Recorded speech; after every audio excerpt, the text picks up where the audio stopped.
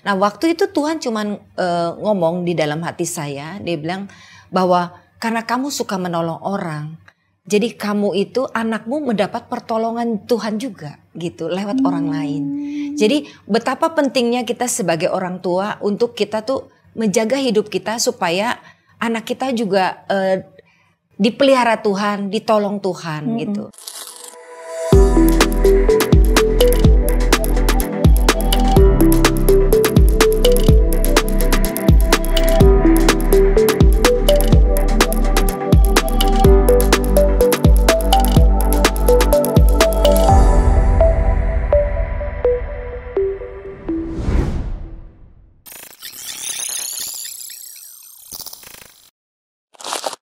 Anak bisa seperti sekarang ini. Nah, sekarang ini kenapa, Bu? Bagaimana anak, Bu? Kuliahnya gimana? Itu kan dari kecil tuh makannya pas-pasan.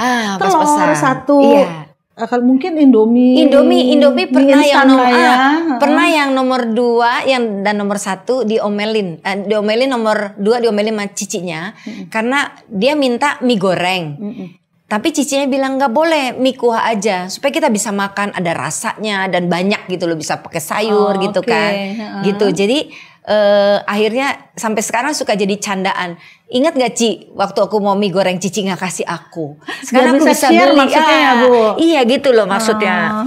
Jadi begitu susahnya lah. Begitu susahnya. Susah. Benar-benar susah, Bu. Saya nggak bohong. Makanya saya kalau saksikan saya suka nangis bukan apa. Karena saya tahu hidup saya itu seperti apa. Nggak punya pengharapan waktu itu. Nggak punya. Kenapa saya bilang gitu? Ya buat makan aja saya harus bergumul. Nggak ada tuh cita-cita. Maksudnya impian anak saya tuh jadi sarjana di wisuda. Itu nggak pernah. Jadi hidup dijalanin gitu ya, dijalanin. Walaupun dengan air mata ya Bu, ya kan. Itu kan proses ya. Saya cerita mungkin cuman nggak sampai 1 jam. Tapi beribu-ribu hari saya dengan air mata. Iya kan Bu? Iya, gitu. Betul. Iya. Jadi semuanya sarjana sekarang, Bu?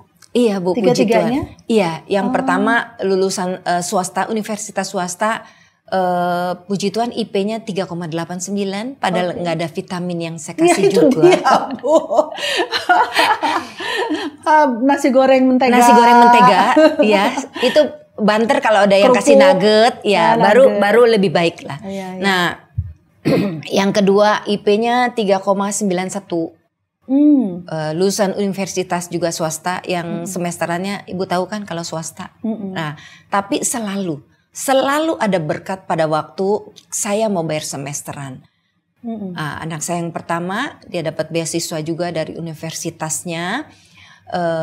Terus dia selain itu dapat dari instansi lain untuk dia dapat double. Bahkan anak saya waktu itu berprestasi juga, terpilih dari 80 orang mahasiswa berprestasi terbaik di kampusnya. Dia terpilih disaring 5 Bu. Jadi anak saya salah satunya itu dia dapat uang lagi untuk dia bayar. Ini anak pertama? Anak pertama gitu. Anak pertama ini selesai bahkan dia bisa S2 Bu, puji Tuhan. S2 dapat beasiswa penuh dari pemerintah Indonesia, dari LPDP untuk anak saya sekolah di Manchester di Inggris. Beasiswanya dari Indonesia tapi untuk bersekolah di luar negeri. Di luar negeri. Zaman sekarang banyak orang yang cari beasiswa sekolah luar negeri ini yang kasih keluar beasiswa. Ini enggak ya? Enggak. Wow. Luar biasa. Sampai S2. Sampai S2. Ambil bidang apa, Bu? Pengembangan kota tapi lebih ke segi manusianya kan anak saya kan lulusan psikologi. Iya. Waduh luar biasa. Iya. Dan sekarang di sana? Sekarang anak saya sudah bekerja gitu kan, sudah bekerja dan kebanyakan memang karena dia lulusan sana ya yang merekrut juga rata-rata asing ya Bu ya. Organisasi asing. Sekarang kebetulan puji Tuhan anak saya sudah bekerja. Sekarang belum lama berangkat Bu, bekerja di Swiss Bu. Jadi wow di Swiss loh. Yang itu dulu makannya itu, susah ya. Iya dulu makannya susah, sekarang aduh bisa di kota yang luar biasa Swiss. Iya di Swiss Bu. Jadi ya itu waktu anak saya di wisuda saya penerbangan 18 jam. Tuh saya kebanyakan nangis di pesawat. Saya bilang Tuhan hidup saya ini kayak mimpi, saya bilang. Betul. Saya makan aja susah, tapi saya mau menghadiri wisuda anak saya di Manchester di Inggris. S2 pula. Saya nangis waktu anak saya di wisuda, Bu. Nangis. Jadi saya tuh terus air mata, saya ditolong Tuhan nangis. Saya sudah ditolong Tuhan seperti bermimpi, juga saya nangis. Karena saya lihat bagaimana karya Tuhan itu luar biasa yang saya nggak pernah berpikir. Di luar imajinasi kita ya, Bu. Iya, Bu. Dahsyat. Iya. Karena Ibu sebagai orang tua telah melakukan begitu banyak hal yang membuat hati Tuhan tidak bisa tidak untuk tidak memberkati Ibu. Iya, amin, Bu. Puji Tuhan. Anak kedua. Anak kedua lulusan universitas swasta juga. Puji Tuhan, anak-anak saya mungkin tahu keadaan mamanya karena mereka juga banyak dibantu orang lain untuk bayar semesteran. Jadi mereka belajar baik ya, Bu ya. Jadi, serius lah kalau belajar. Ya? Jadi IP-nya juga tinggi dan sekarang juga dia sudah bekerja ada di Timur Tengah sekarang, Bu, di Oman anak saya. Di luar negeri juga. Oh gitu. Iya. Bagian apa, Bu? Kebetulan anak saya pramugari, Bu. Di airlines. Oh, di airline. Airline luar negeri Iya, jadi. Iya, di Timur Tengah. Di Arab. Oh, iya. Nggak di sini aja deket mamahnya. Nggak ngerti, Bu. Memang panggilannya kali di sana suka. Oke, yang ketiga gimana, Bu? Yang ketiga, anak saya kan lulusan di universitas di Bandung, Bu, negeri. Dan sekarang dia sudah bekerja juga jadi chef karena lulusan kulineri ya, Bu ya. Di Hotel Bintang 5 di Rumania, Bu, di Eropa Timur. Waduh, gimana nih semua jangan-jangan nanti habis nonton ini anakku aku kasih telur tiap hari, kasih Indomie tiap hari. Anaknya mungkin semua. Anak saya terinspirasi karena dulu nggak bisa makan, jadi dia mau masuk sekolah supaya dia bisa makan enak terus ya. Wow, Ibu. Iya. Di luar negeri sekaligus Tuhan tuh tunjukin luar biasa ya, Bu. Dan anak-anak saya itu kan nggak pernah les Inggris ya, Bu. Otomatis kan mereka sekarang ya komunikasi dalam bahasa Inggris, ya kan? Gak pernah dilesin Inggris. Gak pernah. Tapi bisa Inggris sekarang. Iya, otomatis gitu. Bahkan bisa bahasa-bahasa lain yang ada di sana, itu, Bu. Ya ampun, Ibu. Sekarang sendirian jadi? Sendiri, Bu. Oh, tapi mereka bertiga berarti udah sangat independen, udah bisa punya penghasilan sendiri gitu dong? Iya, mandiri, Bu. Udah mandiri. Bahkan mereka itu, saya bersyukur banget anak-anak mungkin bertumbuh menjadi anak-anak yang mengerti ya kesulitan orang tua gitu, Bu. Jadi kita punya rekening rumah tangga di mana ketiga anak saya itu transfer ke rekening itu supaya bisa penuhi kebutuhan rumah tangga dan buat mamanya jajan istilahnya. Supaya mamanya jangan bisa jajan, mengancam Tuhan. Salah ya, Bu. Jadi saya nggak pernah minta, Bu. Saya nggak pernah minta. Dan anak-anak saya bertumbuh menjadi anak-anak yang penuh belas kasihan terhadap orang-orang yang susah. Karena mereka kan susah hidupnya. Dan mereka mengalami sebelumnya. Mengalami gitu. Jadi secara pribadi nih, mereka mengalami nggak, Bu? Atau cuma mamahnya doang yang ngalamin? Ngalami dong, Bu. Ngalami bagaimana anak saya waktu itu ranking pertama nggak boleh ikut ulangan dan suruh tunggu di luar, nggak bisa ikut ulangan karena belum bayar uang sekolah. Gitu. Itu apa, SMA? Itu SMA, Bu. Oke, terus. Jadi terus dia pulang, dia cuma bilang, "Mama, aku malu." Nah, sejak saat itu untuk uang sekolah anak saya utamakan. Ada yang saya mungkin bayar bulan depan gitu kan ya. Tapi untuk uang sekolah saya tidak mau lagi spekulasi belakangan bayar karena saya takut kejadian kayak gini. SMA kan udah punya rasa malu ya, Bu. Iya. Gitu. Tapi ya nggak berlangsung lama sih. Beberapa kali aja dia disuruh keluar karena belum bayar uang sekolah. Terus pertolongan Tuhannya? Pertolongan Tuhannya itu waktu itu kepala sekolahnya istilahnya waktu itu ada juga guru BP yang menolong untuk anak saya kembali bisa ikut ulangan secara susulan dan sejak saat itu kepala sekolahnya melarang untuk anak yang tidak bisa bayar uang sekolah untuk nggak boleh ikut ulangan gitu loh. Waktu itu sempat kepala sekolahnya marah gitu loh karena dia tahu nih anak ranking pinter cuman karena keterbatasan orang tuanya susah yang gak berarti dia harus ngalamin kayak gitu. Gitu. Jadi di samping itu Bu, maksudnya saya juga sebagai orang tua tanamkan nilai-nilai kebenaran sejak mereka kecil gitu ya. Jadi mereka itu juga selalu mendapat pertolongan Tuhan gitu. Jadi pernah suatu kali anak saya lagi traveling ke Italia, terus dia kehilangan arah, nyasar gitu ya Bu. Tapi tiba-tiba ada sepasang suami istri itu nyasarnya di pematang sawah kayak gitu. Aduh. Ya. Ada suami istri langsung berhenti. Terus dia tanya karena orang sana kurang bisa bahasa Inggris gitu.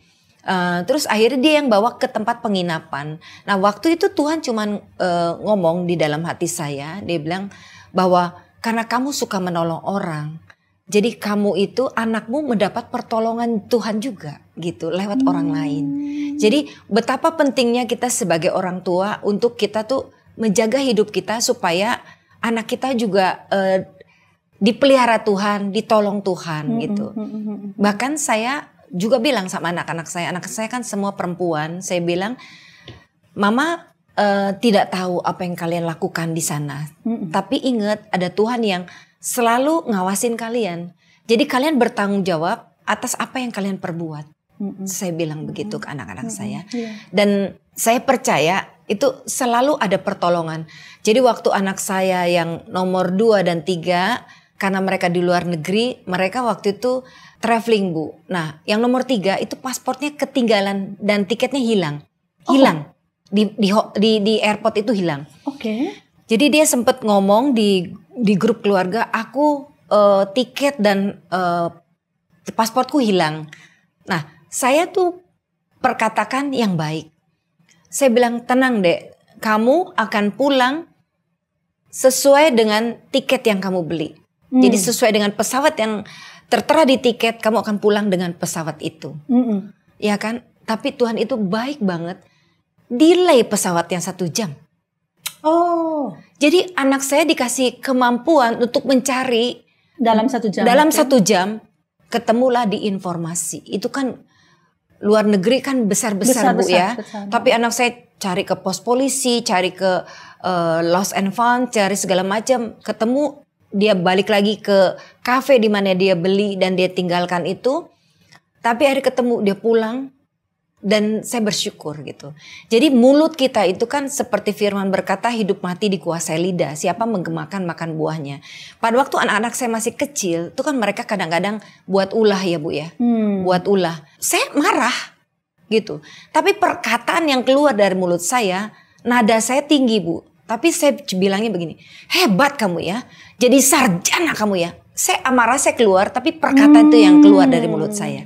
Dan Tuhan buktikan gitu. Jadi saya nggak salah bahwa sekalipun saya marah nadanya, tapi perkataan yang baik yang keluar dari mulut saya gitu.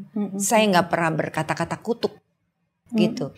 Pernah juga suatu kali anak saya bikin kenakalan. Sementara saya harus menata hati saya kehilangan suami saya kesel, saya pukul ini anak. Saya pukul terus saya nangis gitu.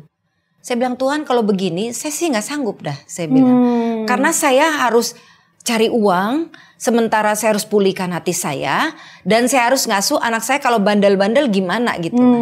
Tuhan cuma ngomong begini. Kalau kamu memperlakukan anakmu seperti milikmu sendiri, kamu akan berlaku seperti tadi tuh. Kamu seenaknya pukul dia. Kamu marah seenaknya. Tapi kalau kamu belajar menyerahkan hakmu sebagai orang tua kepadaku, kata Tuhan, kamu akan lega. Kamu akan santai untuk istilahnya mengiring pertumbuhan mereka gitu. Jadi sejak saat itu Bu, saya belajar melepaskan hak saya sebagai orang tua kepada Tuhan, gitu. Jadi ya itu, Tuhan ini anak saya mau sekolah, Tuhan ini kan anaknya Tuhan, gitu. Jadi saya kembalikan kepada Tuhan karena itu, karena insiden itu. Iya. Karena Tuhan juga telah mengambil suami ibu, berarti ya ada turut campur tangan Tuhan lah untuk menolong. Iya, kan saya gak punya suami Tuhan. Suami saya adalah Tuhan Yesus, gitulah ya Bu ya. Iya, betul. Sebetulnya kurang lebih kalau konotasinya bisa dikaitkan dengan itu juga ya.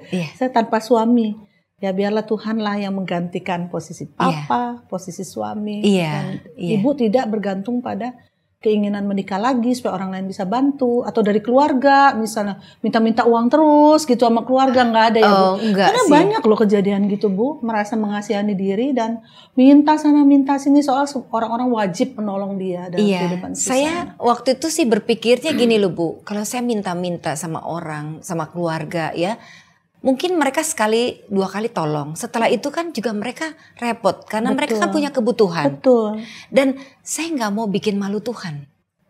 Saya nggak mau bikin malu anak-anak saya, gitu loh. Dan saya tidak mau juga mempermalukan diri saya sendiri, gitu loh. Kalau memang saya baru dikasih Tuhan kepercayaan untuk makan cuman sama telur, ya udah saya jalanin, gitu loh. Saya jalanin sampai mana ya saya jalanin, nggak apa-apa gitu.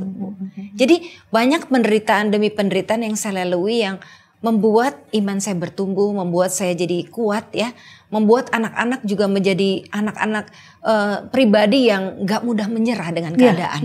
Gitu sih. Mungkin karena udah biasa hidup susah, jadi anak-anak lebih tegar, lebih berjuang. Iya benar. Dan daya juangnya tinggi. Betul. Oh iya Bu, waktu di tengah kekurangan, saya lagi ikut ibadah. Jadi ikut ibadah, terus waktu itu Tuhan tuh ngomong sama saya untuk memberkati hamba Tuhan. Waktu itu saya ada uang 900.000, itu uang untuk bayar uang sekolah hari Senin. Tapi Tuhan taruh gerakan di hati saya untuk saya memberkati hamba Tuhan itu dari uang sekolah. Nah, karena saya biasa terlambat, ya saya dengan mudah memberikan menabur buat hamba Tuhan itu. Nah, selang kira-kira 3 minggu ada orang yang WA, dia tanya bahwa nama anakmu yang sekolah nih siapa namanya, nomor 2 dan 3. Saya berpikir waktu itu dia mau kasih souvenir anduk, mau dibordir, takut salah gitu. Jadi ya saya tulisin. Terus gak lama dia kirimin, saya sudah bayar uang sekolah anakmu untuk 1 tahun. Jadi saya baru mengerti kenapa Tuhan minta saya nabur dari uang sekolah. Karena Tuhan mau memberkati saya buat uang sekolah. Jadi di hari Senin yang saya harus bayar 900, saya gak bayar. Karena Tuhan bayar untuk 1 tahun lewat teman saya. Gitu. Jadi semakin banyak kita menabur di tengah kekurangan, Tuhan tuh mengembalikan berkali-kali lipat. Gitu. Dia Allah yang setia. Minimal ibu 12 kali lipat. 12 kali, iya benar 12 kali. Iya karena setahun ya. Iya setahun gak bayar. Dan waktu itu 900.000 memang buat anak nomor 2 dan 3 Bu? Iya untuk bayar hari Senin. Itu hari Minggu saya. Dan digantinya benar-benar untuk anak nomor 2 dan 3. Dia nomor 2 dan 3. Haleluya. Ibu tuh kayak ajaib banget sih. Kayak kisah yang menurut saya tuh kayak apa ya. Aduh kalau gak ngalamin sendiri Bu. Mungkin nggak akan, it's just so good, it's just so amazing gitu. Tuhan itu kayak realnya real banget gitu ya. Iya real banget. Itu sebabnya saya tuh ingin banget ibu sharing ini gitu. Tuhan itu hidup sekali. Iya hidup, nyata gitu. Jadi Tuhan hidup ya karena dia hidup dia bisa mendengar apa yang kita doakan. Dia hidup dia bisa melihat perbuatan baik kita, ya kan Bu gitu. Jadi saya bersyukur sekarang hidup saya Tuhan pulihkan. Seperti firman berkata, waktu Tuhan pulihkan hidup kita seperti orang bermimpi, itu yang saya alami hari ini. Saya nggak pernah berpikir Bu hidup saya seperti sekarang. Iya. Sekarang udah nggak perlu gedor-gedor pintu surga minta uang. Enggak sekarang udah nggak minta lah Bu, bersyukur aja. Bersyukur aja ya. Punya bisnis juga ya Bu sekarang ya? Ya ada jualan, Bu, yang jualan cuma ya buat cari kegiatan kecil-kecilan aja sih Bu, cari kesibukan buat pelayanan gitu ya supaya karena kan anak-anak semua di sana gitu Bu. Jadi supaya ada aktivitas sih Bu. Iya Ibu bahkan mau pergi jalan-jalan lagi nih katanya ya. Sering-sering jalan-jalan kemana nggak pernah disangka lah ya Bu ya. Iya. Nggak pernah dilihat mata, nggak pernah didengar telinga, nggak pernah muncul dalam hati. Itu Tuhan berikan semua buat Ibu. Iya betul Bu, puji Tuhan. Haleluya. Baik, sahabat Crosstalk, dari pelajaran yang kita dengar dari Ibu Atin, saya melihat banyak hal bahwa sikap atau respon seorang ibu itu penting banget. Respon sebagai orang tua bagi kehidupan anak-anak di masa yang akan datang itu ternyata ada kaitannya, ada hubungannya. Kalau Ibu Atin kan berbuat banyak kebaikan, menabur banyak kebaikan. Bahkan Tuhan bicara ya sama ibu tadi. Karena itu kebaikan ibu itu juga dituai oleh anak ibu. Ya. Artinya bahwa kita berbuat baik, tuaian yang kita dapat bukan hanya untuk kita ternyata, sampai pada generasi di bawah keturunan kita. Jadi kalau firman Tuhan ada yang mengatakan kutuk tuh 4 turunan, saya juga sempat berpikir, berkat minimal 4 keturunan. Amin. itu saya punya pendapat, bukan yang tertulis jelas ya artinya ya. Jadi sahabat Crosstalk, kalau kita lihat ya, jangan kita berpikir bahwa tindakan kita itu cuma efek ke kita, tapi ternyata keturunan kita, orang-orang di sekitar kita melihat perbuatan kita, itu terefek sekali begitu ya. Jadi jangan sembarangan, berbuat jahat juga efeknya nanti kembali kepada keturunan kita juga gitu ya. Nah, ini adalah satu cerita yang sangat luar biasa sih Bu Atin. Banyak banget pembelajaran yang bisa kita dapat dari seorang ibu yang adalah seorang janda. Ya. Ada banyak orang menganggap seorang janda kalau enggak direndahkan ya dikasihanin gitu ya Bu ya. Rasanya mungkin seorang janda kasihan juga nih gitu kan, atau ini janda hati-hati jangan dekat-dekat suamiku misalnya gitu kan, banyak tuh Bu yang gitu. Iya, ada saya alamin kayak begitu. Ada juga ada gitu. Dulu saya misalkan bareng sama tetangga gitu ya, misalkan berangkat bareng gitu kan Bu, tapi saya nggak sendiri, ada teman-teman, tetap dia ngomong sama saya nggak mau kamu ikut lagi karena kamu janda. Oke, thank you ya, saya bilang gitu buat keterbukaannya. Di samping itu ya ada laki-laki yang kurang ajar juga ada sih Bu, ya melecehkan lah gitu ya gitu. Tapi ya saya pikir ya ini bagian dari kehidupan saya yang harus saya jalanin gitu.